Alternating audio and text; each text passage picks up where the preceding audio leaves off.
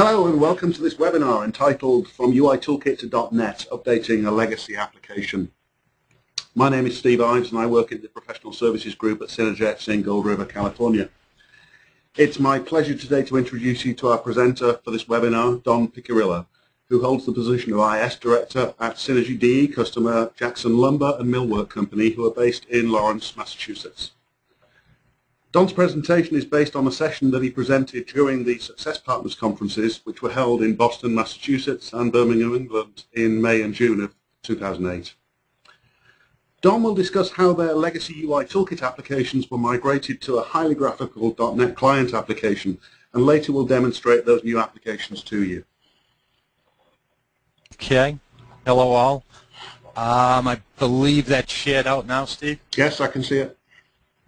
Okay.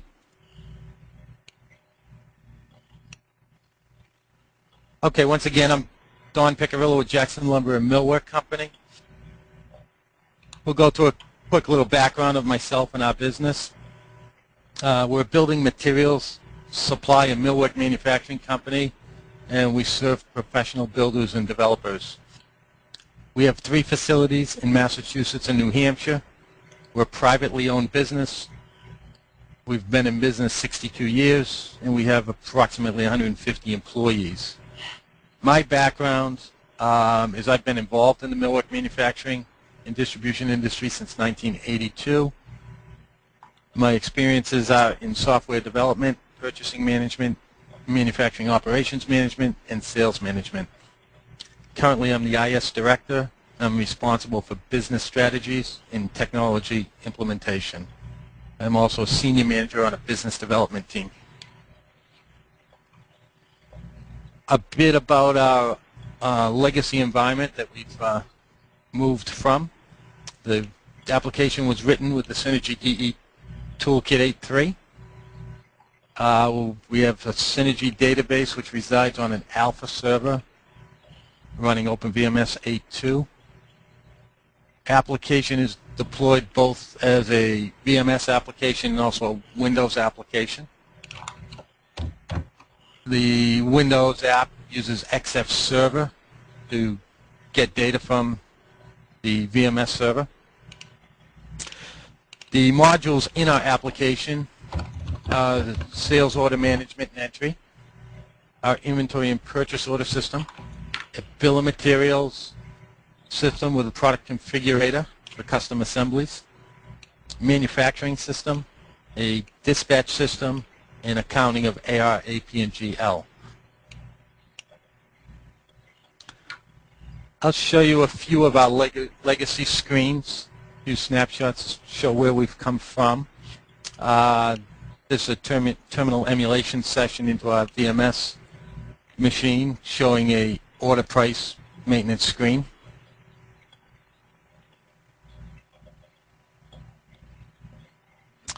This next is the a view mode of viewing orders in our point of sale system.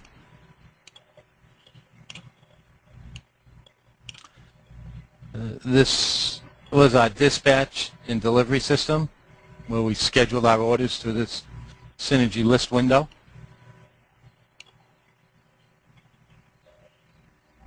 And this was our item inquiry screen for looking up inventory statuses and tracking histories.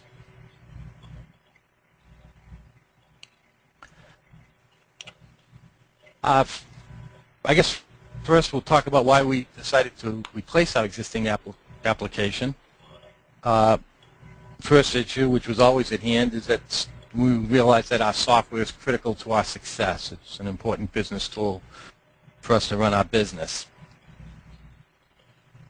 It was important to us to be able to integrate new technologies into our business to give us a competitive advantage. We wanted the ability to provide a more robust user interface to our staff. And we also wanted to get ourselves to a more standardized developer platform. Next question being what got us started on the conversion. Basically came from we had a need to completely redevelop or replace our dispatch and delivery software. And before we started putting efforts into writing it with the Synergy Toolkit, we decided to look at other alternatives.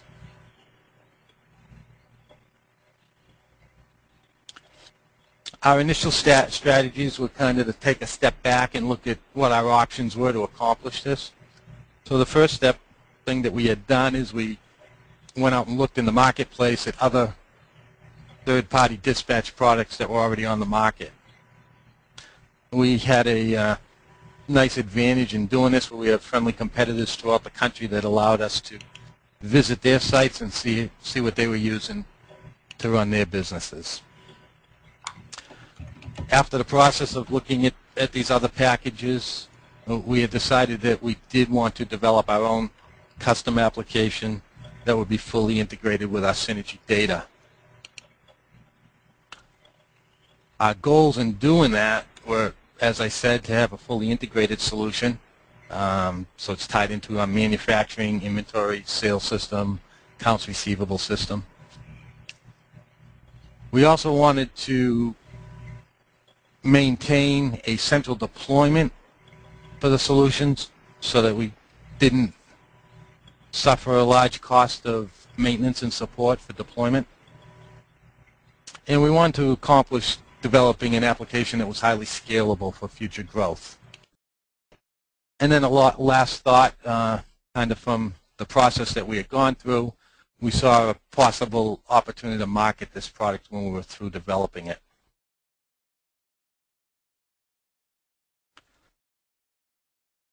So our first pass at this began the beginning of '06. We committed ourselves to developing this product, and we chose to go with an ASP.NET interface with a Synergy DE XF Server Plus data in backend server. To do this, just to continue to show you my background, I had to teach myself Visual Studio, ASP.NET, and I chose C#.NET. I did this basically through online samples and tutorials between the Microsoft stuff and other things that were out there. Once I got comfortable with the development environment, I built the user interface using all the out-of-the-box Visual Studio controls. Began the development in February. Was completed with the development at the end of March of the dispatch system. And April 1st, we deployed to OpenVMS. I developed completely in Windows, had XF Server Plus running in a demo mode on a Windows environment. When we went to go live and I deployed to OpenVMS, we hit a little bit of a roadblock. It was my first experience with shared images on OpenVMS, and Synergex PSG group came to the rescue and gave me a quick training on that so we could get the system up and running. Second week of April, we actually went live with the dispatch system. This is a screenshot of the control screen for the central dispatch application, ASP.NET. And you can see that it's a nice graphical interface for the dispatcher, calendar controls, drop-down lists for parameters and filtering, and buttons, data grids with graphics, show truck runs and duration of truck runs, and this screen doesn't show up, but down here would be the collection of all the orders that needed to be scheduled. So it's a much improved interface. When we took this on, one of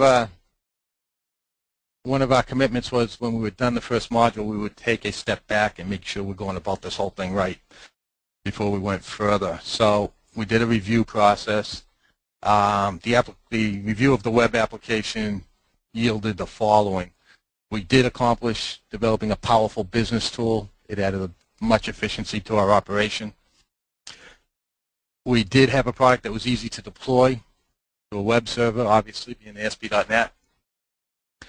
The UI was well liked. It was just much better than what the folks were coming from.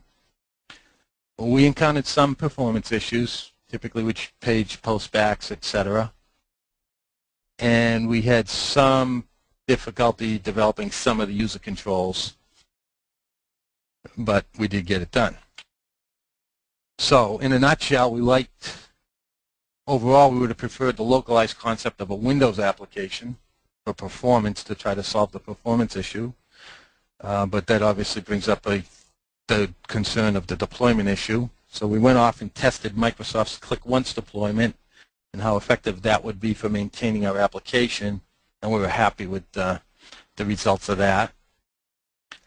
The other place that we decided to invest, again, under the direction of the professional services group, they put me in the direction of the Infragistics controls, which proved to be a very, very good investment.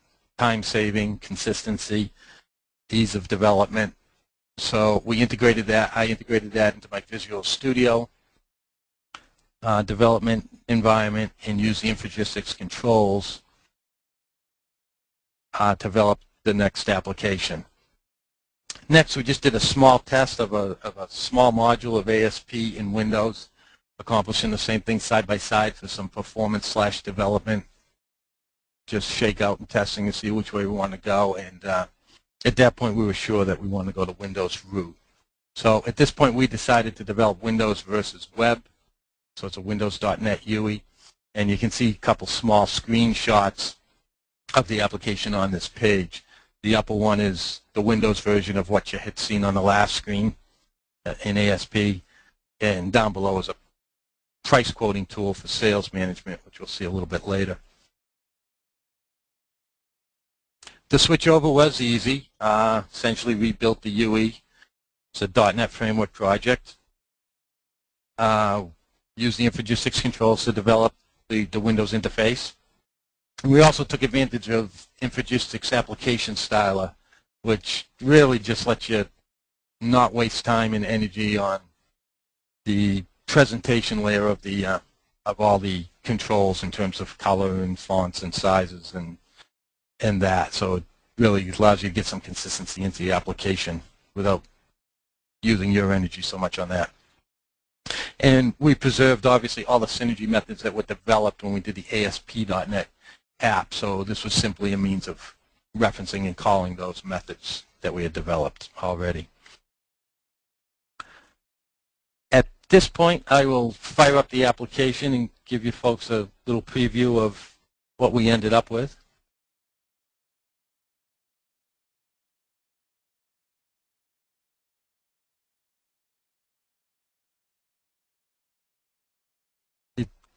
You probably noticed a little verification there. That was the Click Once, verifying that I'm up to date with the mandatory updates.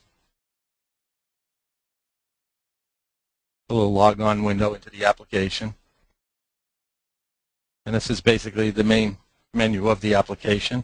Got a menu bar across the top that highlights the main packages. I'll take us over to our sales system. And first thing you see here, that these are Infragistics controls again. On the left, we've got a navigation bar that's very Outlook-ish in terms of navigation. So the users found this quite easy to adapt to. And so we'll pick our topic, and I'm going to take us into our open order management because I can show quite a few features in that one little program. So up fires that. The user gets to put in there several parameters before extracting data from the Synergy server. I will look at orders only, and I'll grab a particular sales guy. You can see our drop-down list. I get orders. At that point, we call the Synergy method that extracted the orders off the server for the sales guy and brought them back and bound them to a data grid, which I'm in here. This is where we pick up what we want to call a robust user interface. The user now has these on their PC and can work with their full order file dynamically. in terms of selecting an order. And as we select it, other features come available for this particular transaction. Right here we've got a series of buttons that allow more functionality. V being view. So I can simply click on that and it'll fire off an order detail window that shows the contents of the order.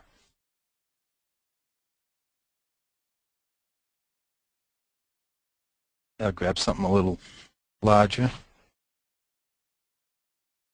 Yep.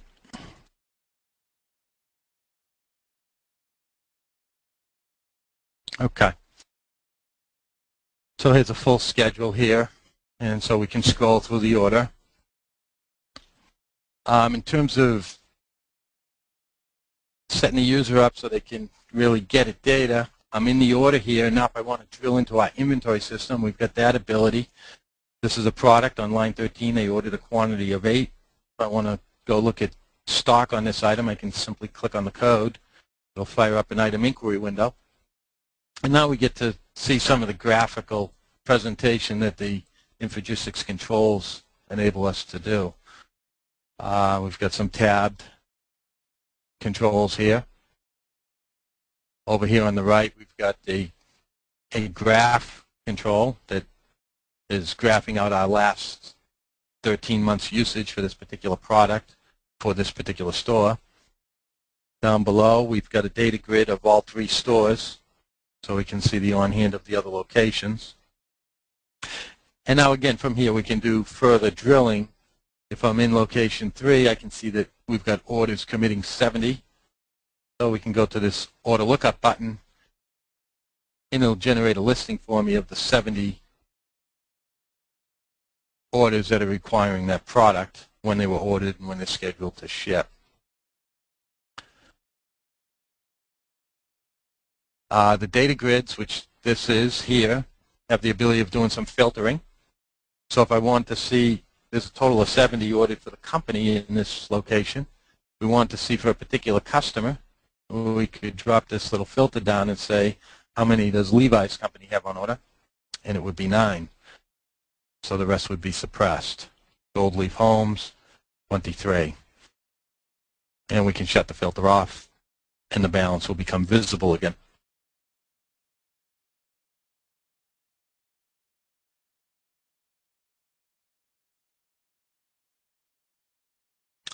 The other, I will open that up again. As I mentioned, I'll end up in the dispatch system, but I mentioned we started with a dispatch system, and we talked about integration. So I'm in the order tracking mode here. I've got this order open, scheduled to ship 8/21, which happens to be tomorrow.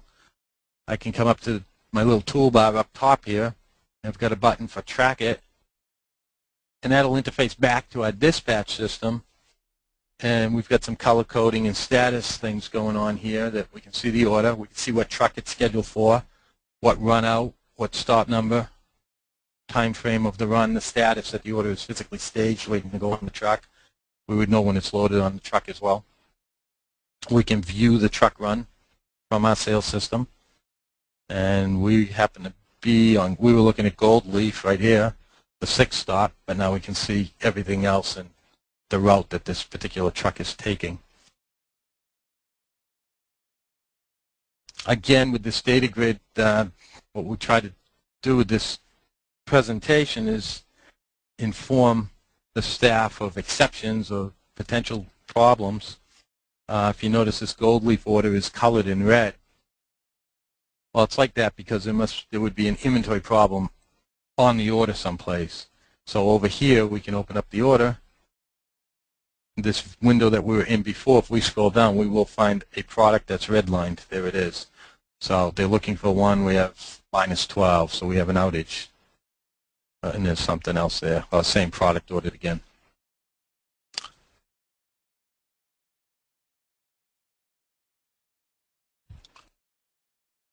Close these back to basically my home base here, my order listing. We track activity, again, just to show you the interface that people can track the progress of the order, just at a click of a button. We can close it and we're right back where we were. If there are notes on the order, we would see them. And then the ability to print the form or email it. We use the Crystal Reports that's built right into Visual Studio. And this happens to be our order form. Comes up, this particular form comes up in a preview mode. And we've got the ability to print to a standard Windows printer interface. Or if we'd like, and we needed to email a copy of this to our customer, we can send his email. The Crystal Report at this point gets converted to a PDF and becomes an attachment in a send dialog box of your current email system. And there's the Adobe version of the order for the customer.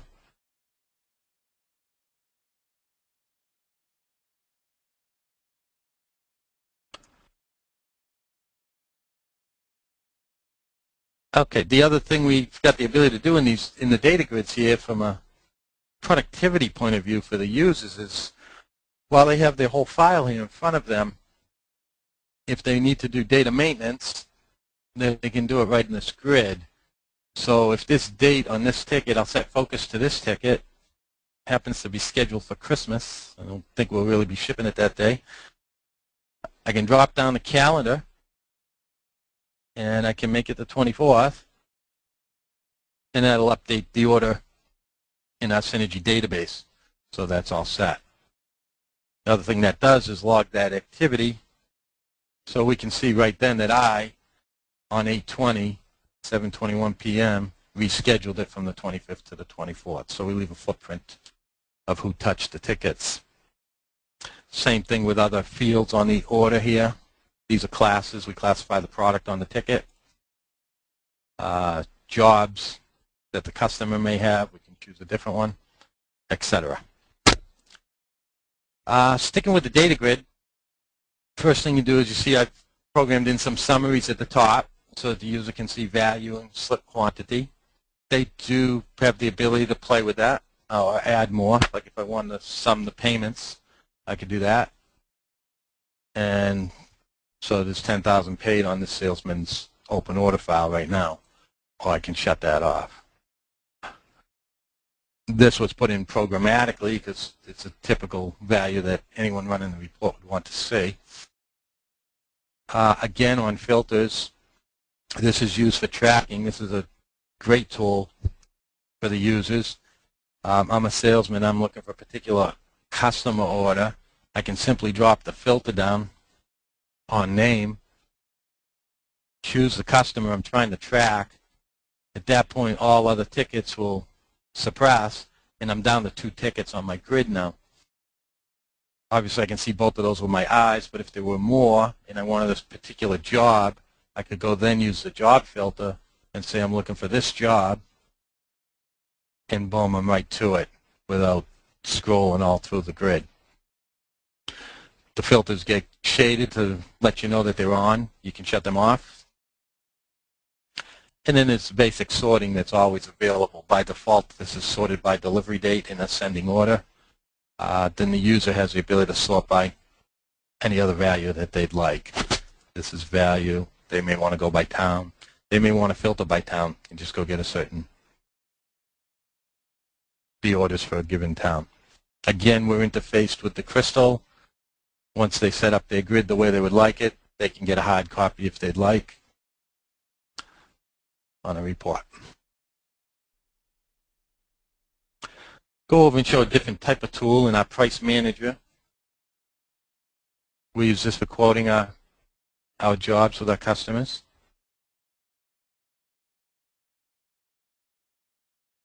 I'll call up a particular quote number. Software loaded all the lines for this transaction. And we've got a margin analysis. What you see here, this is an Infragistics gauge, dial gauge, that we're using for a real nice visual decision aid. We're basically, our sales manager will be fine-tuning the pricing on a ticket. We're in a commodities business. The pricing is moving all the time. So the first thing we do is we give him a dark band that got calculated when the order was loaded. This is a target margin for the order based on the mix of product that's on it. The needle is the actual that we're achieving based on our current inventory positions. So as we want to tweak this, we can come up into the discount and say I put a 10% header discount. Right away I can see the impact of that, of doing that. I drop my margin to a 19.1 and I'm not achieving my target. Again, if we want to just stay on a header level, we can play with that till we get it where we want it, which that's pretty close. The other thing, which is more common, is we don't play with that, and we may have some price-sensitive items. In fact, you can see one here that we've got some yellow highlighting going on. The issue here is this commodity has a targeted margin of 27%. Based on our costs and the way this is priced right now, we're achieving a 23% against our current inventory and a 24% against our replacement inventory. So we're falling short. We can manually reprice just this one item.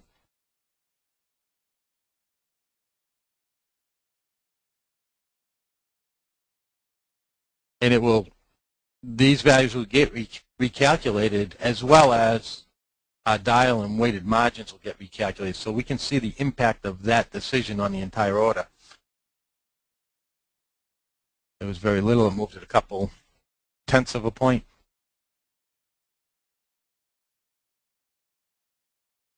So we're going to go from 27.4 to 27.2. So what I'm just trying to show you here is the ability for the users to interact. We've kind of given them a Excel-ish type interface, which they're familiar with. And again, data is bound to all of these cells in the grid. In other words, for the pricing, we have multiple price levels. So this particular product here, this 1x5 PVC trim board, we're seeing is at a price level 2 at $27.92. But there is an array of prices that support that. And actually this quote is older, so the price that's there doesn't even match our current price structure, but you would see it in the list here. And so the other option is to just choose a price and set it. And again, everything will get recalculated. So I hopped into here to show the ability to work intuitively on a screen with some good visual aid for decision making, and a nice little dial gauge to help as well. We'll go over to the dispatch system for a moment. This is a screen you saw a little bit of a snapshot on. We'll take a peek at tomorrow. We'll drop our calendar control, choose a date. I'll leave these filters alone, and I'll go extract my data. And so this is what we get. The upper half is a data grid of all of our truck runs for the day. So down here is each truck. Across is the time frame and duration of each of their runs that they'll make from our facilities. In other words, there's one here. It's going to come back, get reloaded, go out again, etc. You can see a couple trucks are not needed tomorrow. Got a little excess capacity. We got the ability to drill in. You can see some color code, and I guess we'll stay with that again if we're talking about the presentation layer here to the users. This color coding serves a lot of value from a customer service point of view, that we can check statuses on tickets quite easily. We can see that this first run has a combination going. There are tickets within this truck that are staged, and there's some that are being staged because of the color difference. We can drill in by clicking anywhere on that bar and show the tickets on that run. And now we have the detail of what's going on inside there. They happen to both be for the same customer. One is fully put up and ready to go on the truck. The other one is in the process of being put up. All of this information comes back from scanners running Windows mobile app, portable scanners like Symbol equipment, calling a web service which runs the Synergy XF Server Plus methods. And that's how we're getting these real-time updates as operations performs different tasks on the orders.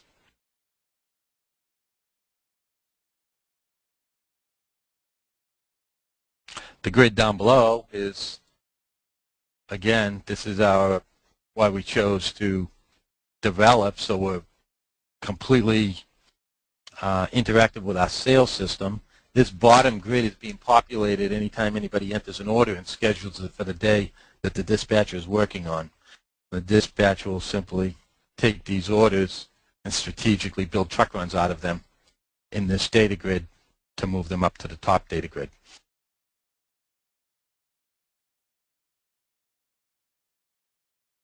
I'll touch the manufacturing package a bit because I can show you just a little something different with the hierarchical data in the data grids. Might be late to look at today, but we'll try it. Our manufacturing facility is a lean manufacturing facility. We manufacture everything in one day. So what ships tomorrow gets made today. That's our model. So what we're looking at, and I got lucky here, I guess. There's our workload for the day, and our factory shut down our time frame here, but all the work is done, essentially, is what this is telling us. But we do have the ability, if we did have open orders, to go late in the day to track down what isn't done and expedite, so they do get done. And we can do things like go over to the work center schedule. It's taking the same data and binding it differently. And the hierarchy here is by production date, by department, or some folks may refer to as work center that's producing it. And then within each work center, we can expand that, and we can see the orders that are being built in that work center that day. And then within the orders, we can see what lines of those orders are coming out of that work center. So here's an order here that has 3 lines. Line 1, 2, and 3 are all coming out of this department, 4315.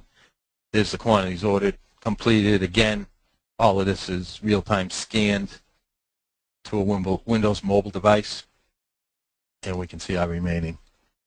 Little things that are helpful for the operator. We can expand all, collapse, just some features so you're not stumbling around. And all the scheduling is done here as well, interactive calendars. So if we were to try to reschedule this, we would just drop it down and reset our date. Same view buttons, we've gone through those pretty well. The only other button that's of an advantage here for the production planner is they get the ability to test the order, which runs through a series of inventory tests to make sure that all the raw components needed to manufacture this order in its entirety are on hand, and it would get kicked out if not. Test was successful. If we went to something different, let's try Friday.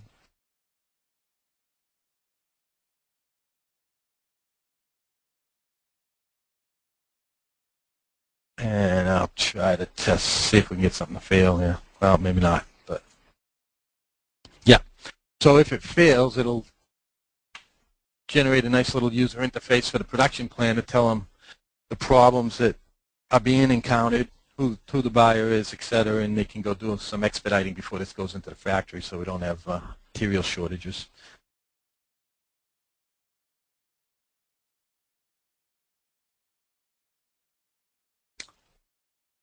We'll go over to our sales system for a moment. I'll try not to be redundant with the data grids. I'm trying to pick things out that are functionally a little bit different. We got a neat little control up here that you can see on our toolbar. That's just a little gadget that's running on a timer that's keeping track of invoices as they're printed in all 3 of our stores, so we can always see exactly where we stand for the day. Product sales analysis tool, so we're going to dive into our sales history file here and just get a little bit of data.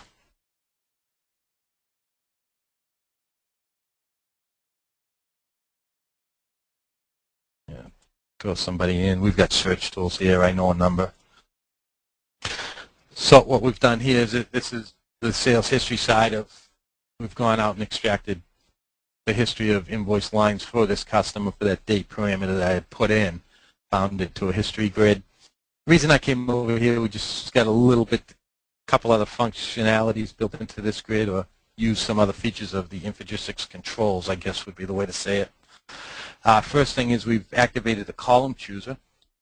So we can click on this, and this gives the user the ability to design this grid a little more to their needs for what they're trying to accomplish. So we can start shutting off data columns. So if we don't need cost information, extended cost, you can see the columns and data disappearing. We wouldn't need margin if we don't have cost, etc. So they can design this thing a little bit how they'd like. So that's a field chooser that's available. You can, and I did on this particular grid, give the user the ability to rearrange. No, maybe I didn't on this one. I take it back. No. Okay, you can give them the ability to move columns. I didn't on this particular grid. The other thing we do here is a feature called Outlook Group By that allows the user to group their data in a way that they'd like to see it. In other words, we've got this here. If we want to get things summarized by item, we'd simply grab that column header, drag it to the top, and it will become, everything will be grouped in that hierarchy. So we've got the total of all these items that were billed out, and then the detail below them. And we can drag that back and it'll go away. Maybe we wanted to do it by job, so we can come up here and then we can see how many tickets went to each job, etc. So that's the functionality and features, some of the features that are available with these data grids.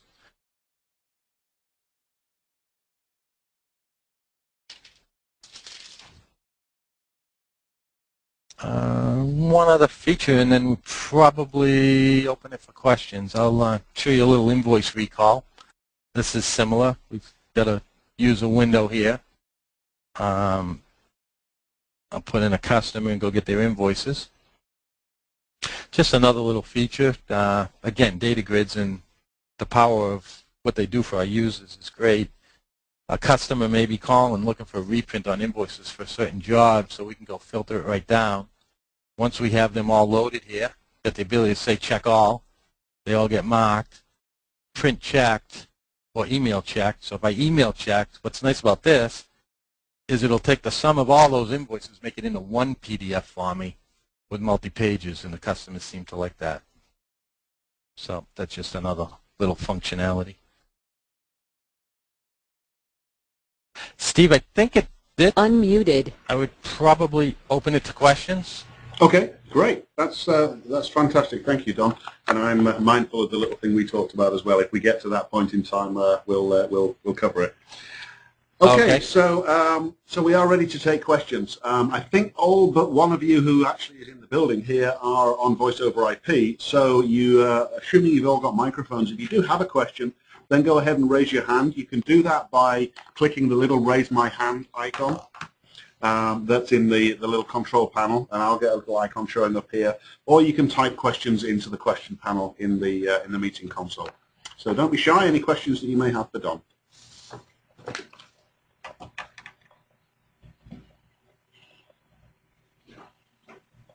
Okay, we're not getting any questions right now, Don. Do you want to cover your final few slides that you had there? I will do that. Okay.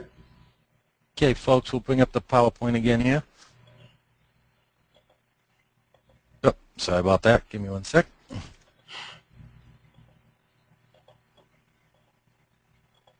Okay, so just a little recap of our mission, so to speak, here. User acceptance. We visited this throughout the process as well as at the end, and the results were clearly that the staff was impressed. Again, the thing that they're most impressed with is they've got their own challenges every day, and now they have a tool where they can drill in and get to information in a very timely and precise manner and do their jobs as professionally as possible. It has improved our customer service for those very reasons. You've seen one tool, and there are others that, like the quoting tool, that are helping us as managers make precise, timely decisions to help move our business along. And over here where we are, we've been in a 2.5-year turn down in our industry, the new home supply industry, and it's been challenging for the folks in our industry. And this software, to be honest with you, per the ownership and senior managers within the company, has played a major role in our success throughout these times and maintaining a healthy bottom line.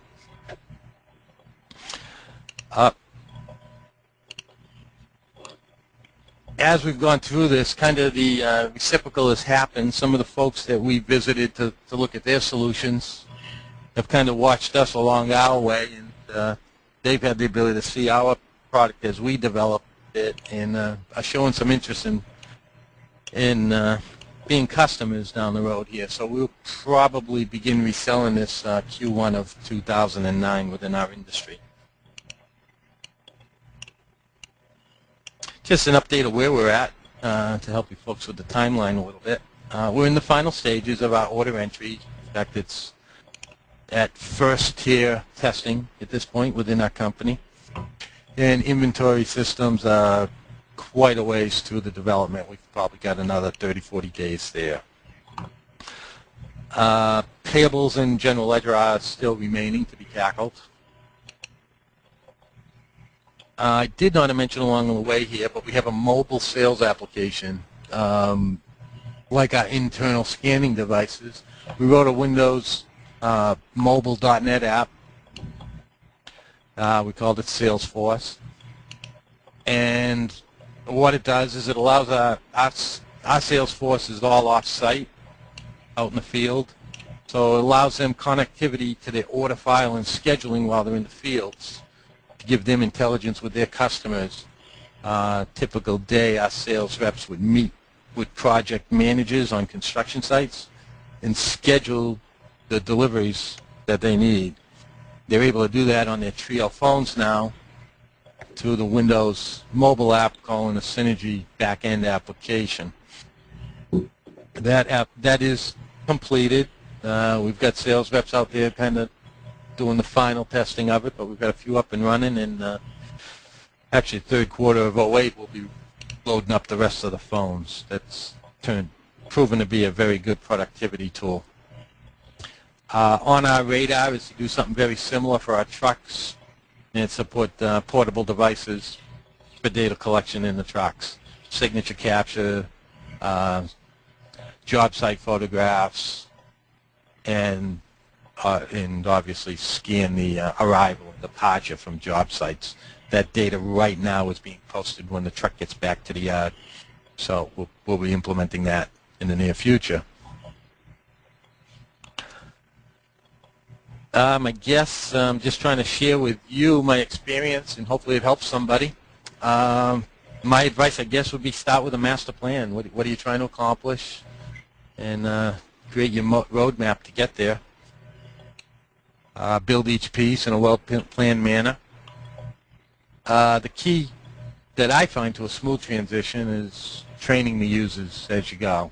We've put a lot of effort into that, and we've also done that in a multi-tier fashion, which has paid dividends, and people are maximizing the benefit of the application. And our approach to deploying this has been, we develop a module, we fire it up live on the .NET side, and we basically tear it down on the UE Toolkit side, pretty much menu item by menu item, sometimes full app by full app. But it's been a very constant, steady stream migration for us, and it's worked out well that way. I'd like to make mention of the PSG group, Professional Services Group. Throughout this process that I dove into, I've encountered several obstacles along the way, and they were always there for me with great advice, steer me in the right direction. Sometimes after I got myself in trouble, sometimes I was smart enough to ask earlier, and they pointed me in the right direction. But I would certainly recommend taking advantage of their expertise if you were to go down this road here. At this point, I'd open it up for questions. John, that was a fantastic presentation and very exciting to see the work you've been doing on the application. We do have a few questions rolling in. Excuse me. Okay, so let me just see where we're at here. It doesn't look like we've got anybody. Oh yeah, we do have a few with their hands raised. Let me just ask one or two questions that are in the question queue right now. The first one came in from Michael Mariani. It says, could you please outline the synergy and non-synergy products that we required to go from the old method to the new? Our applications run on, I think that's supposed to be Linux, and have PCs that connect with terminal emulators, which appears to be the same as you had previously. Thank you. Okay. Yes, that's basically where we came from, terminal emulators. We happen to be going into a VMS machine, but I don't think that's really an issue. To take on the task of developing this new interface, tool sets needed would be Visual Studio, and make a choice of VB or C# to develop your interface. Again, I'll make a little plug only because I know it's such a time saver and gives you such a consistent product in the end, is to use an Infragistics type control package. Actually, Don, can I interrupt you there briefly? We did have a question earlier, actually, mid-presentation about, can you just tell us a little bit more about what is the Infragistics product? Okay. Basically, the Infragistics product is, I guess we'd call it twofold. It's a collection of controls being reusable items or objects that you can incorporate into your new application. Examples of that would be a calendar, a drop-down list, a data grid, which you saw a lot of, buttons, gauges, graphs. Those things are all pre-constructed for you.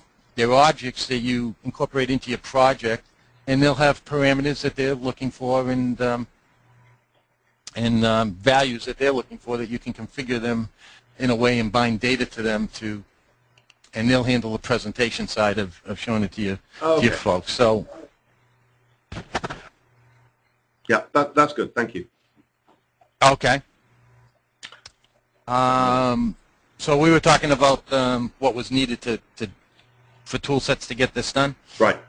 Okay. We had the Visual Studio, obviously, for the .NET environment, and the recommended tool set, Synergy XF Server Plus, on wherever your data server will be, and obviously the Synergy development environment for compiling and building your Synergy methods on the server side.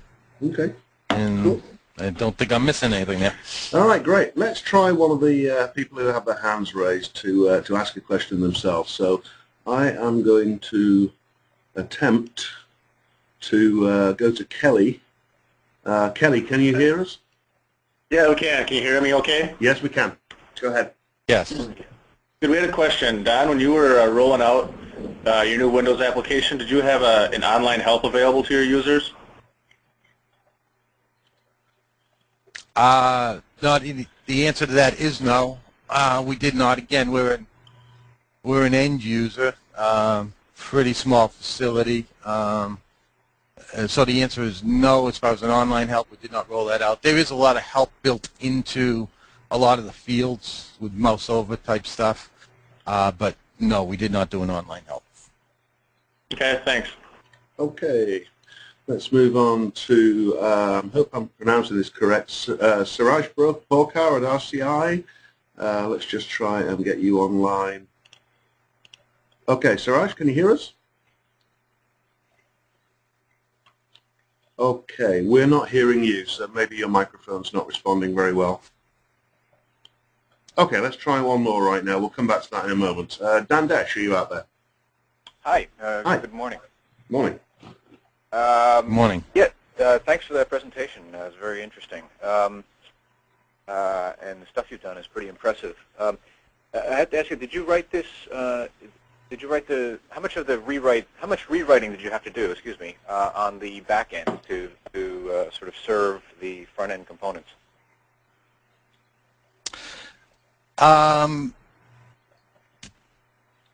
Basically, here's the deal on that. If you're coming from the toolkit world, the main thing you need to do is strip out any user interface programming that's in your methods. So that's really what you need to do, is get that out of there. I had elected to, in all honesty, I pretty much touched / rewrote each method. Some were very little changes, but I just took it as an opportunity as while I was going through it to really make sure all my methods were clean. But you can simply just strip out the UE stuff or put some flags in there to shut the UE stuff off, and you could be up and running. And obviously you have to set up your method catalog if you're not set up at that level at this point. Mm-hmm. And is this? Did you use version 8 or version 9 for your coding of the Version 9. Version 9. Was that version 9? Was that critical to this effort? I mean, it seems it doesn't seem like there's anything here that would particularly require version 9, since there seems to be a pretty clear distinction. I wouldn't say it's. I would not say it's critical. In all honesty, when that first pass I made at ASP.NET, 9 wasn't out. It was 8.3 at that point, and so yes. That is fine. Obviously, there's benefits to version 9, but it's not required. Do you foresee in a future version of Synergy? I mean, I know you're using the method catalogs and the components in Synergy that allow you to communicate between .NET and Synergy now. But do you foresee stripping that stuff out when Synergy becomes more integrated with .NET? I don't think so. I've seen, no, I don't see that. There's been some improvements that have come along since I jumped in with data tables versus collections, so I'd start to incorporate some of those techniques that would be a little easier to develop with the Synergy data once you get to the .NET side. But nope, I don't see any reason why the method catalog approach, the way that I'm taking, would differ. Okay. If I could just indulge one more question. Sure. You said you were talking about marketing this to others. How much do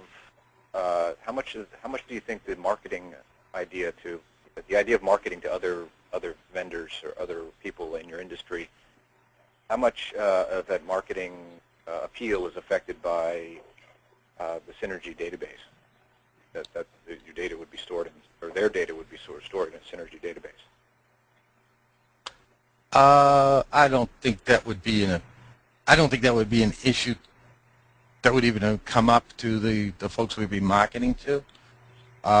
It's more from our end that it's a database that we have confidence in and confidence developing with. I'm not so sure that would be a sales tool to the end buyer. It's really the functionality and usability of the application, I think, that drives the marketing side of it. I think you don't think they would be. Sorry. I guess what I'm asking is, do you think they would be put off by the need to store their data in a Synergy database rather than that in a traditional relational database? I'm sorry, I missed some of it. I'm saying, you broke up with the question. Let me say it again. Do you think that these potential customers would be put off by the need to store their data in a Synergy database rather than in a traditional relational database? Like I do not. I definitely do not. Again, I guess I know that's the opposite angle with the question, but I think the answer is the same. It's still not. I don't think it's a marketing issue for the audience we'd be going to.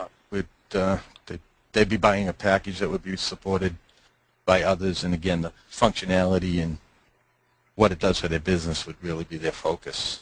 Okay. Thank you very much. All right. Thank you, Dan. You're welcome. Let's try Suraj one more time. Suraj, can you hear us? Okay, we're still not getting you, so I'm thinking your microphone's not working on the PC. So we'll move on beyond that. Okay, I do have some more questions typed in the list. There's one that's appeared, I think, 4 times now in various guises, which is basically how many programmers on staff. I think it came from Pat Silver, first of all. My answer to that is it is just myself. I've done both sides of the development, and I've written all the code, both the .NET side and the Synergy side. So that is the answer. This entire project has been done solely by me. Okay, great. Thank you, Don. Let's see how long here. Another one from Michael Mariani. Can you tell us again how long it took to convert the products that you showed us today, and again, how many developers worked on it? So again, a little bit more about the timelines, Don. Okay. A rule of thumb, obviously, here's the deal. The conversion from the legacy app to this, module by module, was pretty much a 45-day type scope for me. That being said, several of them have taken on a life that have continued beyond that, because once the power of the UI was exposed, there were many requests that were legitimate ones that we could add value to the application. So we continued to develop probably another 30 days beyond each of them, but it was for all new functionality. It wasn't, you know, if you went baseline to baseline, we were probably about 45 days per module. Okay. Yeah. Okay, great. So I think that deals with that one. And I think I've got a very, very similar question from Jim McKenney. So Jim, I'm going to dismiss that one. I think we just answered it. If we didn't, if you could resubmit it again. One from Dylan over here, which says, you mentioned some performance issues that you were having when you were initially using ASP.NET. Can you give them a little bit more information about what those, where those performance issues were, in your opinion? Or what was the problem? Yes. Yes. In general, it was postbacks, page postbacks. I did not write it with an AJAX approach, and so could I have gotten a better performance out of the ASP, maybe with some education and some different approaches, but without the AJAX and the way that I had developed it with the Visual Studio, I definitely had conditions where the postbacks from the web server were getting in the way for some of the order entry type stuff.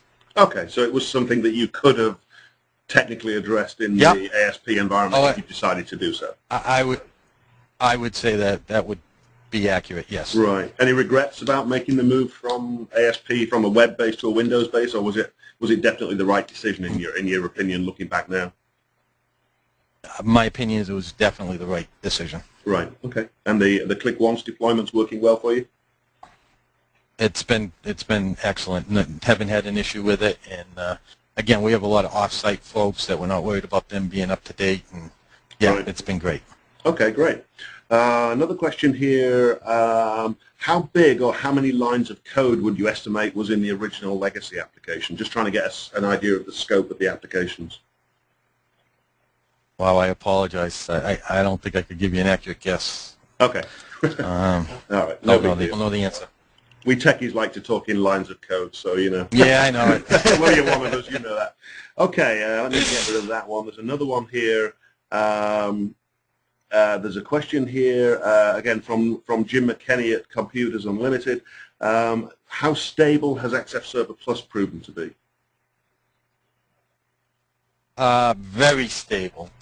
I'll be honest, out of the gates, I had some issues with it going down on the OpenVMS side, and this was early on, and it really was from managing my connect statements and disconnect statements. But once I got a handle on that, that was mean that it's stable as can be. It just doesn't go down on us.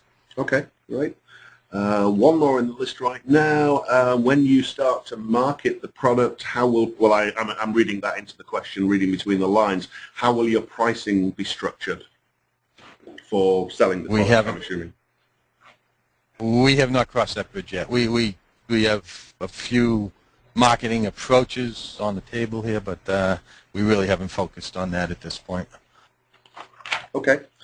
All right, that's all the questions I have in the list right now. Actually, one from me, if I may. Looking back, everything you've done thus far, obviously you're a couple of years into this now, you've learned an awful lot of things. What would be the biggest piece of advice that you could give to someone who might be starting out or considering starting out on a project of this type?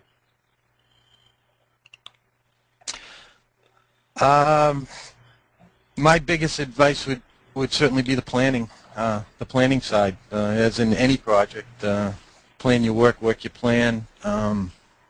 That is my advice. Have a master plan, break it to pieces, prioritize your approach, and execute. Okay. Great. I don't have any questions outstanding at this point. Oh, excuse me, I've just lost my view on the screen. If you do have any final questions, if you want to submit them now or raise your hand, otherwise we will move on to wrap up the session very briefly. Just wait a few seconds. Okay, I'm not seeing anything coming in. So let me return this to me. And bear with me a second while I just organize a couple of things here. Okay, so I would certainly like to personally congratulate Don on his achievements with this project to date. I think his applications are really an excellent example of what can be achieved, and it was an excellent demonstration of how the previous investment in their Synergy applications has been built on with the introduction of a totally new and completely up-to-date user interface. If you are interested in finding out more, sorry, just let me bear on a second. Move on a second. If you are interested in finding out more about the Synergy DE technologies that we used in this project, there are several ways you can get started. A great place to start out is at the website, the www.synergyde.com or synergex.com, where you'll find product-related information on XF Server Plus and XF Netlink, the two primary Synergy technologies used in these kind of projects. You'll also find downloadable self-paced tutorials which can help teach yourself the basics of using these products. If you are looking for a little bit more assistance from Synergex to help you get started with projects of this type, then what you should do is consider either a Passport to Web or a Passport to Windows UI project. Those are consulting engagements that are delivered by our professional services group. Projects of that type typically take place on your site in your own offices and combine education with hands-on development practice using your own application source code and your own data. And the idea is that we leave you up and running with a new tool set and with a working prototype of an application that's in your environment. As always, of course, for more information, you can always refer to your Synergy DE account manager to get help with whatever you need. I also want to point out that using XF Server Plus and XF Netlink is a great way of adding new user interfaces to your Synergy applications, and can be a great interim step also if you're planning to migrate to Synergy DE for .NET in the future. But it's certainly not the only option that's available to you. Synergy Language in version 9.1.3 introduces an all-new API called the .NET Assembly API, and one of the many things that you could choose to do with that API is to enhance the UI of your existing Synergy applications through the use of native .NET forms and controls and things like that, even perhaps some of the Infragistics controls that Don's been showing this morning. Of course, as this API directly leverages the .NET framework and other .NET classes, this is only an option if your application's running on Windows or can be made to run on Windows in the first place. Several examples of using this new API can also be found in the Synergy Code Exchange, so maybe you want to look at in that area too. Well, that about wraps things up for us this morning. Thank you very much for taking the time to join us for this presentation. In a moment, I am going to end the webinar, and again, I'd like to finally thank Don for all his hard work this morning and sharing his application with us. You will be directed to a web page where you can hopefully take a couple of minutes just to complete the survey for us. Once again, thank you for taking the time to join us this morning, and have a good day. Muted.